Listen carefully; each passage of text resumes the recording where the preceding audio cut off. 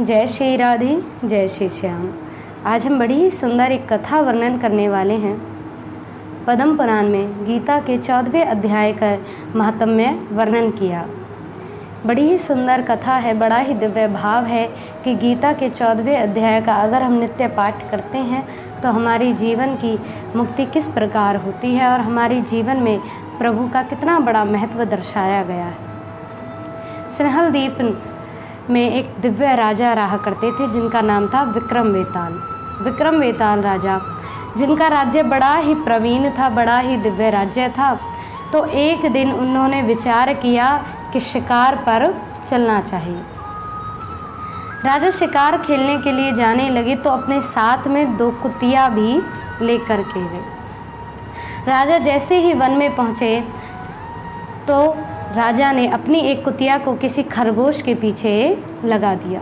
उस खरगोश का रूप सौंदर्य देख करके उसके पीछे वो कुतिया दौड़ने लगी। वह खरगोश भागता हुआ भय से, डर से चारों ओर पूरे वन में भटकने लगा और वो कुतिया भी उसके पीछे भागती रही।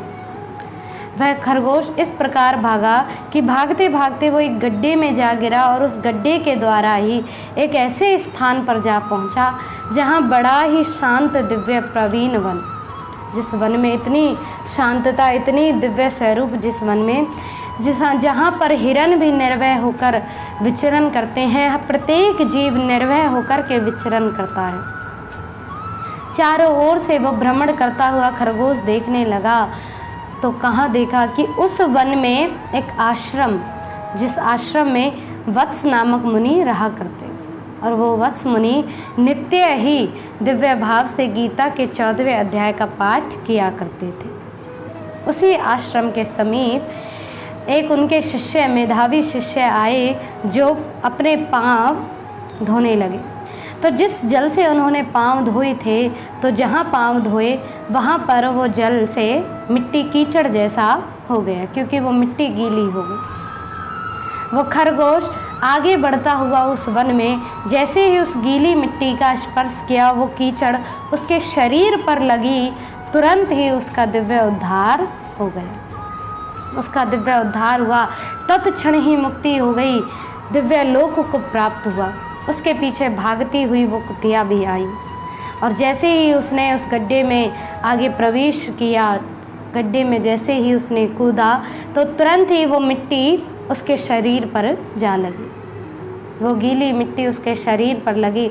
उस कुतिया का भी तत्क्षण ही उद्धार हो गया। प्रभु कृपा ऐसी रही कि दिव्य देवांगना का रूप धारण कर गंधर्वों के साथ वो दिव्य लोक को प्राप्त हुई। इस दृश्य को देख करके वत्स नामक मुनि के वो दिव्य शिष्य मेधावी हंसने लगे।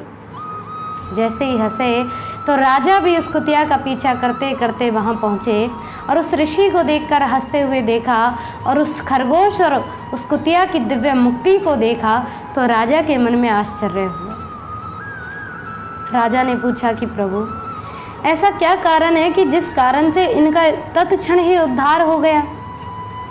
तो मेधावी ने बताया कि जिस वन में तुम आए हो यह वन वत्स नामक मुनि के द्वारा गीता के 14वें अध्याय का पाठ करने से पवित्र हो गया है और जिस कारण से खरगोश और कुतिया की मुक्ति हुई।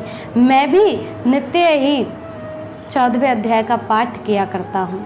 तो जहाँ मैंने जल धोए, अपने जल के द्वारा अपने पाँव धोए, तो उसी जल से जो मिट्टी की कीचड़ बनी तो उसी कारण से स्पर्श होते ही इन्हें दिव्य लोक की प्राप्ति हो गई।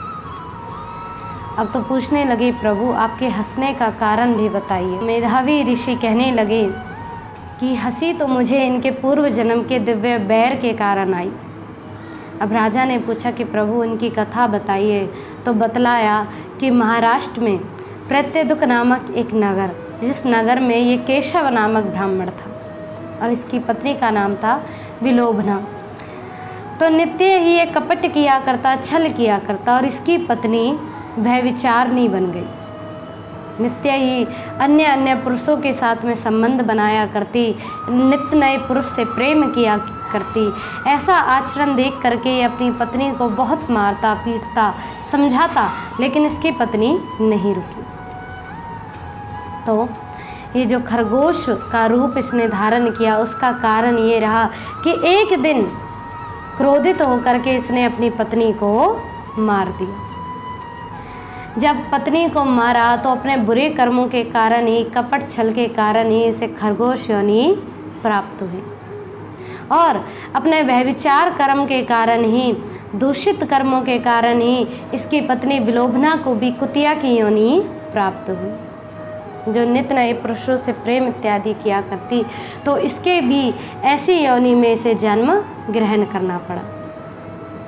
तो इसी बैर के कारण इस जन्म में भी जब ये खरगोश बना तो इसकी पत्नी विलोभना जो कुतिया रूप लेकर के आई, वो अब इसे मारने के लिए उद्यत होती हुई इसके पीछे दौड़ी और प्रभु कृपा के कारण ही इस जल को स्पर्श करके ही, इस मिट्टी का स्पर्श करके ही इन्हें दिव्य धाम की प्राप्ति हो पाई है। तो राजा विक्रम बेताल को तब समझ आया कि प्रभु गीता के 14वें अध्याय का इतना बड़ा महत्म्य है कि उसका पाठ करने से जब इनके पाप कर्म नष्ट हो सकते हैं तो हमारे पाप कर्म नष्ट होंगे। तो मेधावी ऋषि ने कहा कि राजन, तुम नित्य ही पाठ करो तो तुम्हारे भी पाप कर्म नष्ट होंगे और दिव्य लोक की तुम्हें भी प्राप्ति होगी। ये बात स्वीकार कर राजा उस दिन से दिव्य लोक की प्राप्ति के लिए नित्य ही पठन करने लगे, नित्य ही गीता का पाठ करने लगे और प्रभु कृपा के द्वारा ही उन्हें दिव्य लोक की भी प्राप्ति हुई। तो आशा है आप सभी समझे होंगे कि गीता के नित्य 14वें अध्याय का पाठ करने से हमारे जीवन में कितना बड़ा महत्व है।